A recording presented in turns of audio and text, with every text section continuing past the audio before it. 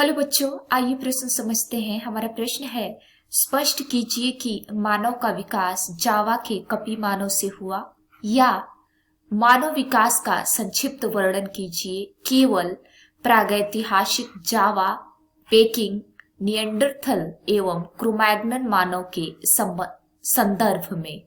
आइए समझते हैं। बच्चों, सबसे पहले हम अपने प्रश्न की मुख्य अवधारणा को समझेंगे। मुख्य अवधारणा, हमारे प्रश्न में हमसे मानव विकास का संक्षिप्त वर्णन करने को कहा गया है तथा जावा, पेकिंग, निएंडरथल एवं क्रोमैग्नन मानव के संदर्भ में वर्णन हमें करना है।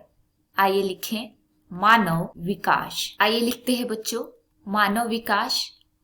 मानव विकास, वर्तमान मानव का निकटवर्ती पूर्वज क्रोमैग्नन मानव है। आइए एक एक करके सभी प्रकार के मानव के विकास को समझते हैं। पहला है जावा मानव। जावा मानव, बच्चों बात करें जावा मानव की तो इसके मस्तिष्क की क्षमता 940 सीसी थी। आइए लिखें, मस्तिष्क क्षमता इसकी कितनी थी बच्चों?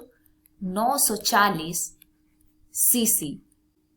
सीसी यानी कि क्रेनियल कैपेसिटी। लंबाई इनकी लगभग 5 फीट होती थी। लंबाई 5 फीट। ये वनमानुष की तरह दिखते थे। वनमानुष की तरह दिखते थे तथा इनमें ठोड़ी अनुपस्थित होती थी। ठोड़ी क्या होती थी बच्चों? अनुपस्थित। दूसरा है पेकिंग मानव। पेकिंग मानव, बच्चों बात करें पेकिंग मानव की तो इसमें मस्तिष्क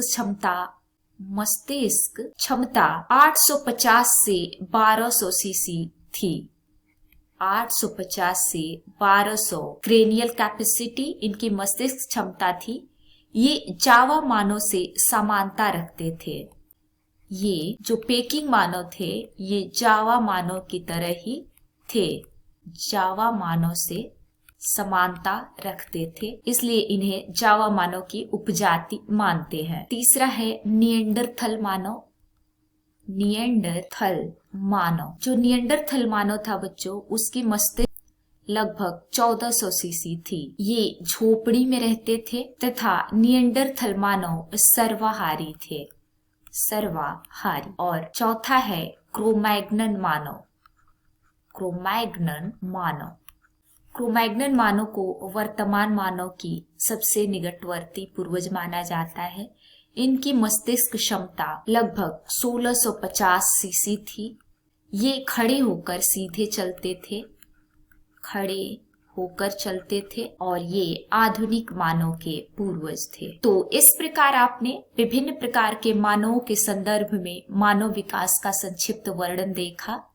उम्मीद है आपको प्रश्न समझ में आया होगा। धन्यवाद।